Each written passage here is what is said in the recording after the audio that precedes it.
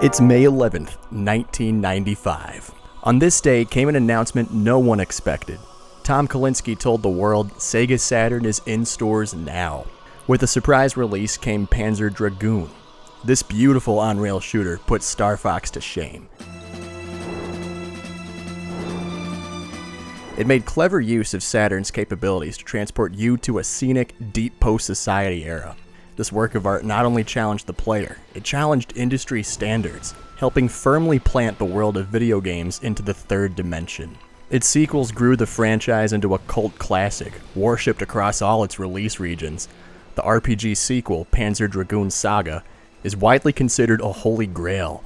Only a few copies were printed, driving aftermarket prices into the hundreds. After the death of Sega's hardware run and the release of Orta in the early 2000s, the bio-cyber beings of the ancient age went to sleep. Seekers attempting to make sense of its lore are left with relics of the past.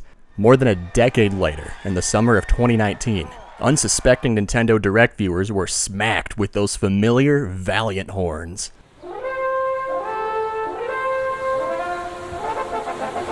Oh my god, Panzer Dragoon! ¡El Panzer Dragoon! ¡El Panzer Dragoon! ¡El Panzer Dragoon! The first Panzer Dragoon would be getting the remake treatment. France-based Megapixel Studio is behind this project, along with the promise of a Zwei remake at some point later on. It's an exciting time for the studio. Panzer Dragoon is arguably their biggest project yet. The remake was initially set for a winter release. Winter ended with no game. It's March 26th, 2020. On this day came an announcement no one expected. That's not pod racers. True to its predecessor, Panzer Dragoon Remake got a surprise release. I'm not sure I can fully recommend this. Who are the only people that we know are going to get it. Eventually, they're getting shit. I want to play this game. Do not break this 60 remake FPS at all. footage, I want that. Most of what is here is quite not the Switch enjoyable. version. You got a surprise launch, so you're pulling 1995 Sega. I love it. You done fucked up. And better be glad that there's people like me who really want to play the game. That's not pod racers.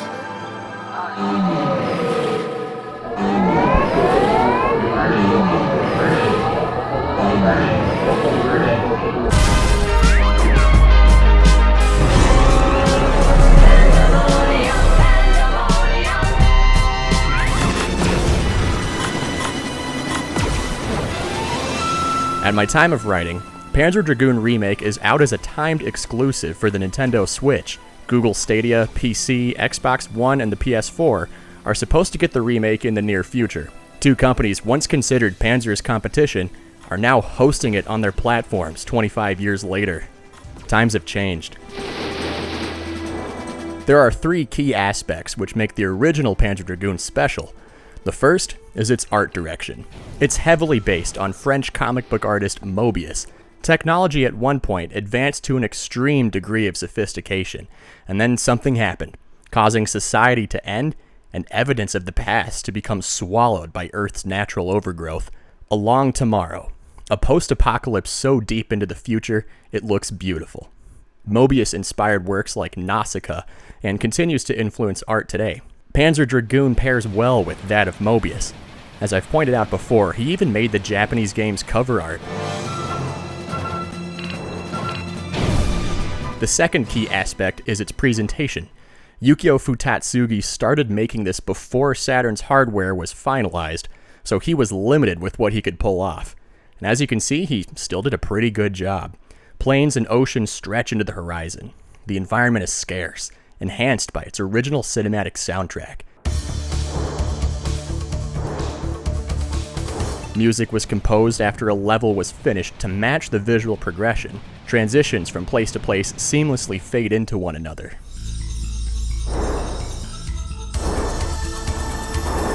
Bass-heavy tribal percussion add to the desolate landscape. Synths and strings properly set the mood for each area and battle. Storytelling is laid out with a long cutscene at the beginning and end of the game, with much shorter scenes in between, to progress the tale without interrupting gameplay flow.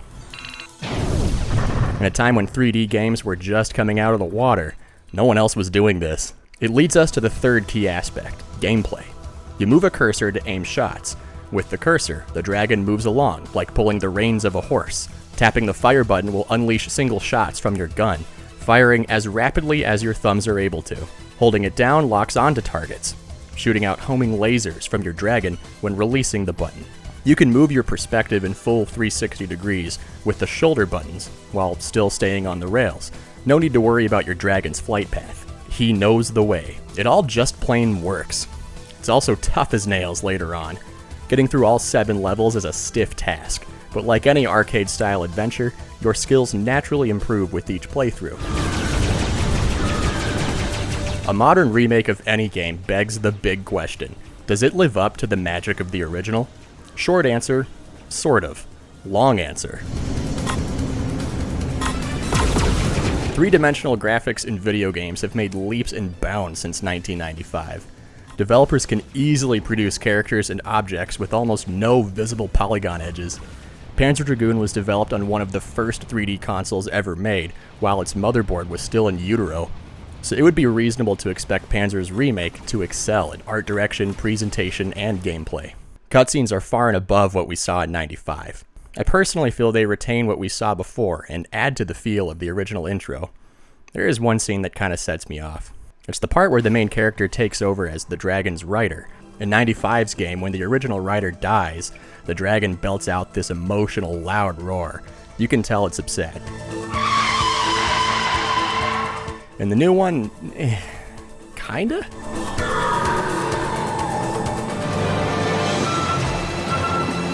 The soundtrack was not changed at all. It's literally the same songs, playing at a higher fidelity. Now then come some little things I wish weren't left out. The original start menu moves across a desert floor, stopping at the Panzer Dragoon text. Remake doesn't do that. I know it's a little thing, but there's a lot of little things like this which just didn't make it over.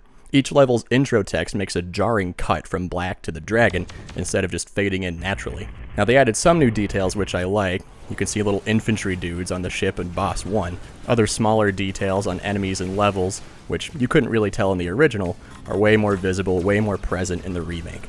Here in Episode 1, there are dozens more objects and a lot more color added to the environment. Some fans hated this when they first saw it in the announcement trailer, saying it's just too different. I respectfully disagree. Team Andromeda made it simple, in part because they were working on incomplete hardware. They didn't know its limitations. Modern hardware is practically limitless for on-rail shooters. I'm still seeing the same objects as before, but they just look better and have surroundings. This still matches the desolate, deep post-apoc feel, giving the same Nausicaa vibes as before. The first boss fight and pretty much all of Episode 2 do a great job at not overdoing it with environmental features, keeping that lonely, expansive feel seen in the original. 3 does a great job at adding to the original without trying too hard. The boss fight leads into a steep canyon drop similar to what we saw in Panzer Zwei. Episode 4's tunnel fights, where the boys become men so to speak, more than holds up. I love what they did with this. Green neon lights illuminate the ancient hallways and corridors. Your dragon glows. You still feel that bassy thump of the music and sound effects right along with the heartbeat of its intense fights. I feel like the end boss takes a lot longer to fight. It's somehow easier, but more tedious compared to the original. Now, Episode 5 is just plain stunning. Before, this was a flat green plain with few trees and bushes here and there. That's cited as one of the first levels created by Team Andromeda, severely cut short of environmental features due to the early stage of development. Now this place is rich with hills and trees.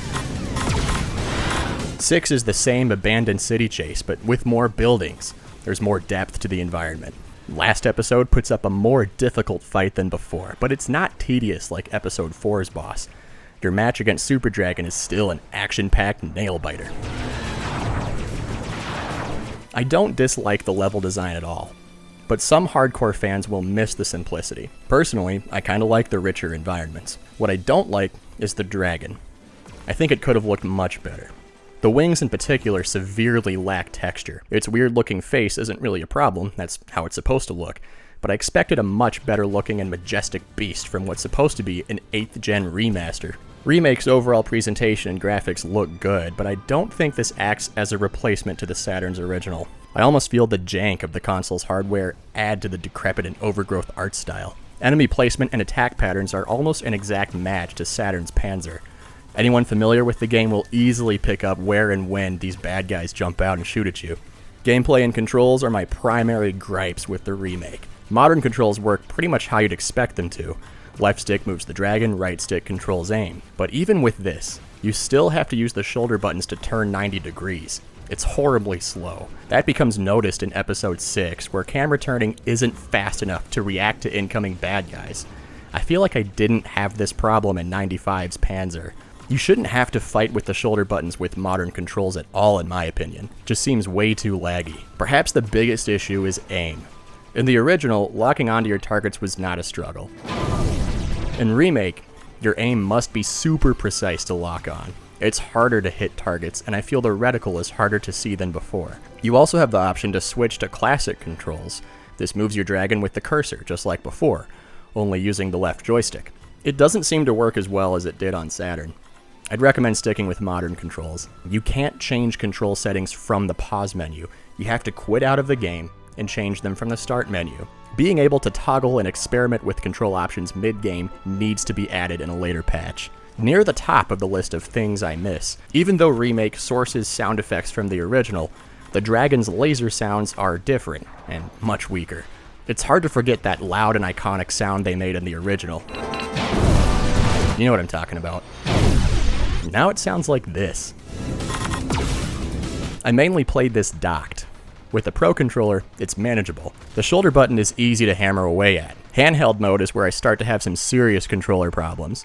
The Joy-Con sticks are harder to use in Panzer Remake.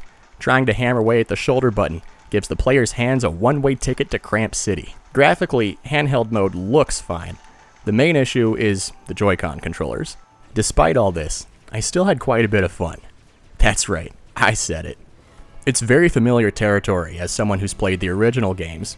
You can tell they took inspiration not only from the first Panzer, but from Zwei and Saga here and there. But the controls and tricky aiming seem to always be just a step or two behind the action. Hopefully this gets updated and improved. The dragon itself should look much better in my opinion, and the graphics overall don't quite live up to 8th gen standards. Remake has divided the fanbase. On one side are disappointed and angry people, some refusing to buy Remake until the developers, quote, unfuck this game. On the other side are fans who call it a love letter, not worried about its flaws, and believe it's a solid 10 out of 10 hit. So where do I stand? Right down the middle. Some of you saw this coming from a mile away. I think Remake is flying in the right direction, but it has a long way to soar before nailing it. To harken back to another remaster of a 5th gen Dragon game, Spyro Reignited Trilogy is a case study of what remakes should strive for. It retains the soul of the original while taking near full advantage of the new hardware. Its controls are smooth as butter, and offers options to please both purists and new, younger players. Like any remake, it's impossible to please everybody. Pretty much every game ever made has haters. But Reignited succeeds at giving the majority of fans what they hoped for. Panzer Dragoon Remake is clearly not pleasing the majority of fans. It's mirroring 1995 in a lot of great ways. Things like the sandstorm in Boss 2, the rock-covered cyber font, vast landscapes coated in overgrowth. Enemies are fresh-looking recreations of their older counterparts, and the attack patterns are very familiar. On the downside, Remake is struggling to convince myself and many other fans that it's taking advantage of modern video game tech. The sloppy gameplay demonstratively shows the Saturn's Panzer is easier to control, even though it has fewer buttons. That's a concerning sign. Your dragon is often way too close to the camera, making it nearly impossible to dodge some attacks and see what's coming at you. You do have the option to adjust the camera with the D-pad, but it doesn't always work. This needs to be improved. Now through these dozens of nitpicks, I'm still having fun with Remake. I beat it on normal in my first playthrough after dying once, and I'm working my way through hard mode, trying to improve my accuracy and hit percentage and so forth. But I do feel like I'm fighting with the controller more often than the enemies.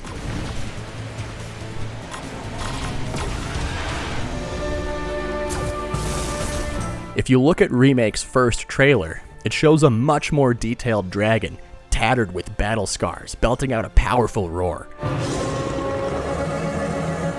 The gameplay footage looks much better than how it runs on the Switch. Is this how it'll look on better hardware like the PS4? I hope so, but we really don't know yet. This, combined with devs saying a new soundtrack and improvements will be patched in later, lead me to believe Panzer Remake was rushed out before it was finished. I hope patches fix these problems.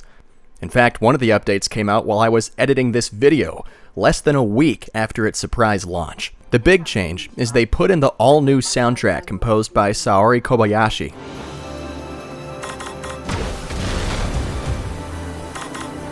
It sounds excellent, but it does sound different.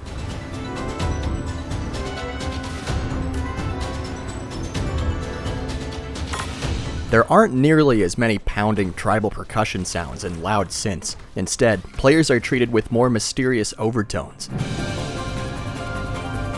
The new songs have the same melodies but are slightly rearranged and use totally different instruments, but it still sounds very Panzer.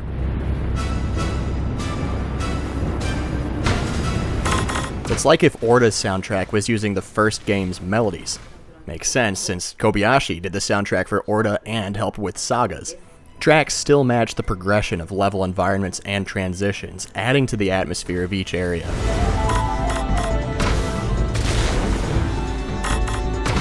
You'll notice very different sounding tracks for all of Episode 5 and the final boss.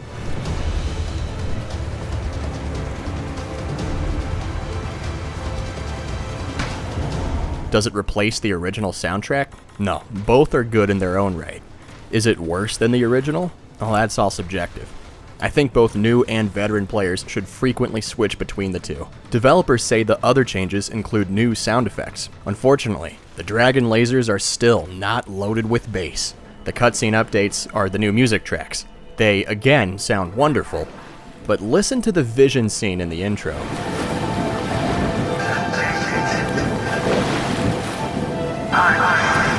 The old voice acting is still there. In fact, it sounds like they just clipped it from the original game, since you can slightly hear the old soundtrack playing over the voice.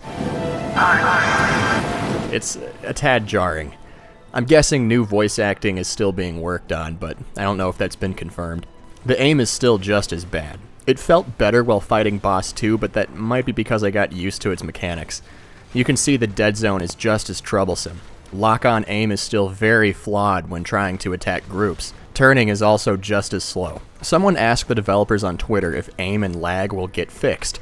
Their response reads, quote, "More patches are on the way." That's a promising sign. I hope the future ports on PS4, Xbox One, and PC look better. As an Xbox One owner, I'll be taking a look when it finally comes out. As it stands on Switch, these graphics are akin to PS3 games. Perhaps the 3D graphics will look more creamy on the other consoles. More importantly, I really hope the reaction fans gave to this incomplete release doesn't discourage developers from carrying on the Panzer torch. It's a truly wonderful franchise. It deserves a revitalization. I'm worried it's all being rushed. Developers, if you're watching, I know you're making a clear effort to listen to the fans. Thank you for that. I also understand publishers have been giving devs tough deadlines since the video game industry started. While I don't know if this is what's happening to you, it's clear the launch version was incomplete. Is Remake bad? No, it's pretty good. But it isn't done. They released an unfinished game. Regardless of its state, some of you will love it, some of you will hate it, just like with every remake.